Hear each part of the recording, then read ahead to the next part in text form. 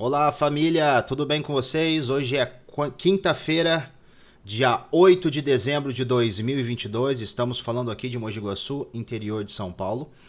E uma das notícias que nós iremos ler hoje é da Terra Brasil Notícias, Deus acima de tudo e de todos. Vamos transicionar aqui para vocês.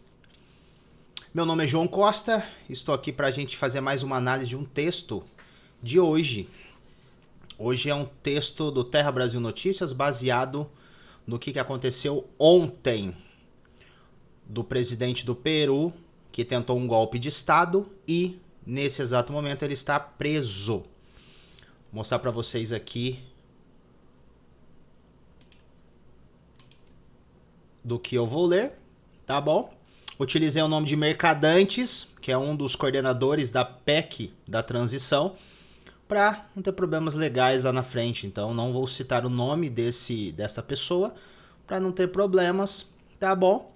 Então a base que nós vamos utilizar hoje aqui, que eu coloquei para vocês, é Mercadantes diz: destituição de presidente de esquerda que tentou o golpe no Peru é inaceitável. Então juntos nós vamos analisar esse texto aqui e por que ele está achando inaceitável essa postura. Vamos lá.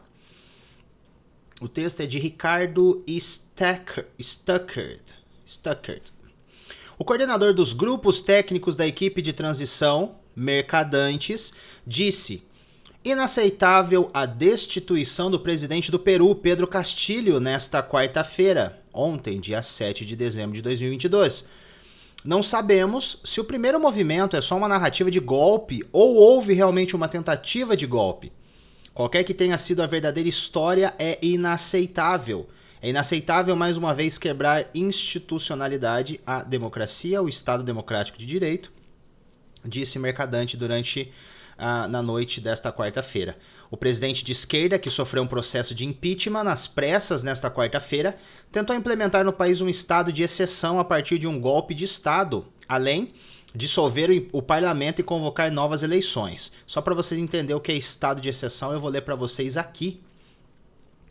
O estado de exceção é uma situação de restrição de direitos e concentração de poderes que, durante sua vigência, aproximam o Estado sob regime democrático do autoritarismo. Só para vocês, para a gente fazer um paralelo do que é o estado de exceção, é o que nós estamos vivendo hoje no nosso Brasil, onde os direitos estão sendo reprimidos, a Constituição Federal já não está servindo para mais nada, alguns dizem que ela foi colocada dentro da gaveta, outros dizem que ela foi rasgada, nós não temos mais Constituição, pessoas estão perdendo as suas contas, não estão podendo mais ter o direito de ir e vir, não tendo o direito de se comunicar, de expressar as suas ideias, porque elas foram caladas. Perfis caíram e muitas empresas e até esses perfis com CPF, pessoa física, foram como que chama? Foram desmotivados. Não é desmotivados. Perderam os recursos financeiros, sua desmotização. Eu não sei. Não podem mais captar recursos financeiros vindo do YouTube. Foram censurados. Essa é a questão. Então nós já estamos vivendo um estado de exceção. Então, finalizando aqui para a gente debater um pouquinho sobre esse texto, finalizando. Qualquer tentativa de construir soluções que não passem por eleições limpas, legítimas e reconhecidas e que haja uma quebra da institucionalidade já mostrou que traz imensos prejuízos à sociedade, acrescentou o ex-ministro.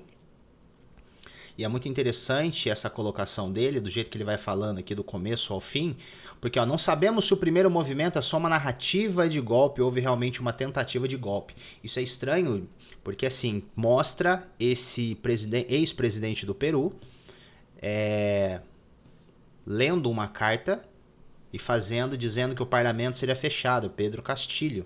E logo depois, nós vemos o parlamento votando esse impeachment contra esse candidato da esquerda que defende a ideia da ideologia da esquerda, né? Mais Estado, a pessoa sem direito à propriedade, entre outras coisas que a esquerda traz essa ideologia, essa linha de pensamento. E aí ele continua assim, ó, qualquer que tenha sido a verdadeira história é inaceitável. Inaceitável, mais uma vez, quebrar a institucionalidade, a democracia, o Estado democrático de direito. E é muito interessante olhar que as pessoas hoje, elas falam muito, principalmente essa galera que defende, né, essa narrativa da democracia, que defende realmente um Estado de direito, como eles defendem hoje, o Mercadantes defende, com todo o seu partido, que nós realmente estamos vivendo em uma democracia e tudo aquilo que está acontecendo em frente aos quartéis é um processo antidemocrático que não vai de acordo com as leis, que não vai de acordo com a Constituição. E é muito interessante analisar isso porque agora, baseado na análise que eu fiz ontem de um texto do Estadão, se eu não me engano, mostra que o consórcio de mídia já estão atazanando Alexandre de Moraes, pedindo para que ele, a partir desse momento, volte para sua competência, que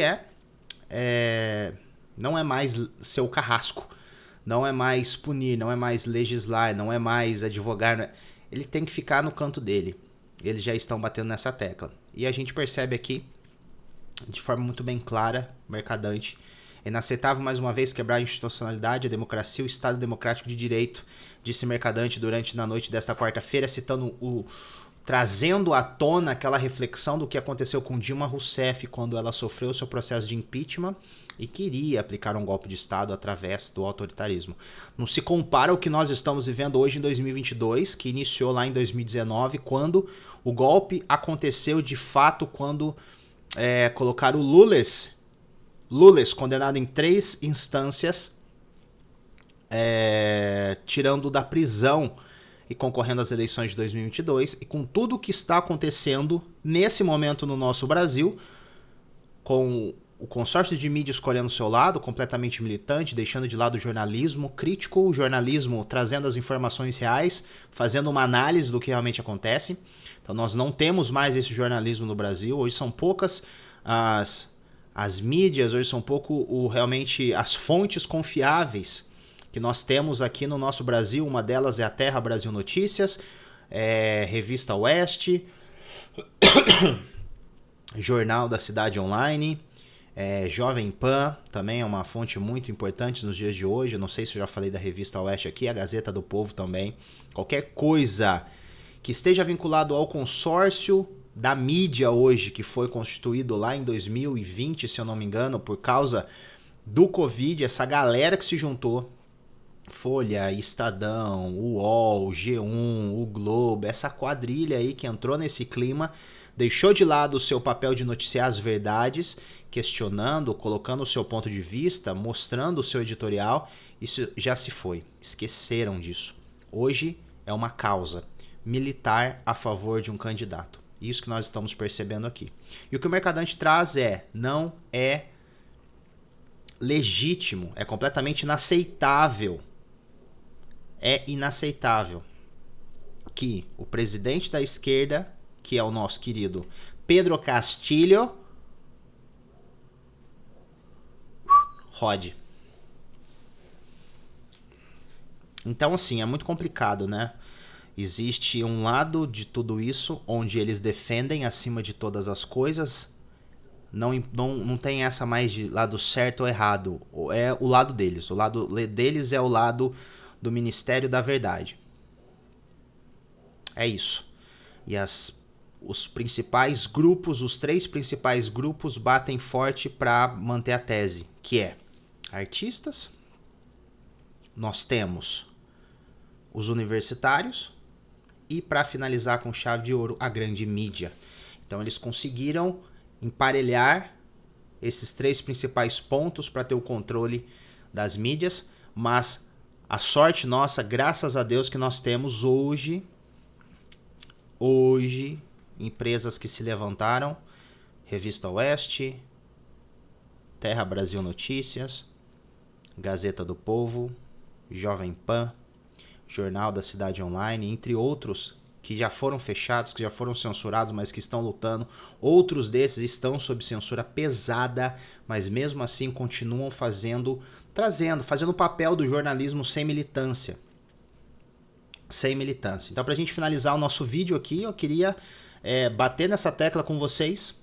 É isso que eu queria trazer a respeito dessa notícia do nosso caro Mercadantes, com o tema da Terra Brasil Notícias. Um dos coordenadores da transição de Lula diz que destituição de presidente da esquerda que tentou golpe no Peru é inaceitável. É claro que inaceitável. Se fosse da direita, como algumas... a Globe, e entre outras desse grupo malévolo que nós temos hoje, disse que, e até hoje eu vi isso no Pânico, né? Fizeram um recorte, assim, ó, quando ele ganhou a eleição, se eu não me engano, em junho de 2019, mostrou ali o PT, o Lula, nossa, perfeito a esquerda ter ganhado, isso, aquilo, piriri, pororó, maravilhoso, esquerda, e aí ontem você percebeu o consórcio já puxando esse cara não sendo mais de esquerda, mas sendo um conservador. Como isso é possível em menos de 24 horas, né? Uma notícia que sai em poucas horas, o cara deixou de ser um esquerdista e se passou a ser um conservador. Não gosto dessa luta entre direita e esquerda, mas sim no qual é a visão do que cada um acredita. É aí que tá o fio da meada. Porque as pessoas que votaram no 13 nessas eleições, elas não são as pessoas que são desfavoráveis ao atual presidente Bolsonaro. Elas compartilharam de toda a ideologia que esse grupo trouxe. A pessoa não pode ter direito à propriedade, tem que existir censura, o Estado tem que comandar todas as coisas. E a gente percebe que quanto mais o Estado é grande, quanto mais a máquina é maior, significa que apenas os que estão na liderança serão as pessoas beneficiadas. O resto, o povo vai pagar a conta. É só analisar o que aconteceu com a PEC ontem, que foi aprovada por 2 anos. Para pagar o auxílio de R$600 para as pessoas que precisam são 50 bilhões. E o restante que passou, mais de 100 bi, se eu não me engano 118 bi que passou, vai para onde? E quem vai pagar essa conta? Somos nós, os pobres, os que pagamos impostos. Então não tem esse papo do social, esse papo para ajudar os pobres. Os pobres têm que ter 3 refeições no dia. Todo mundo, não só 3, 4, 5 refeições. Mas não será com o Estado maior que vai resolver esse problema. Pelo contrário, vai fazer com que essa linguagem, essa retórica caia por terra, e quem vai pagar essa conta vai ser o pobre, e é o pobre que não terá direito às refeições. Infelizmente eu fecho por aqui e a gente se vê aí em mais uma notícia de hoje. Valeu!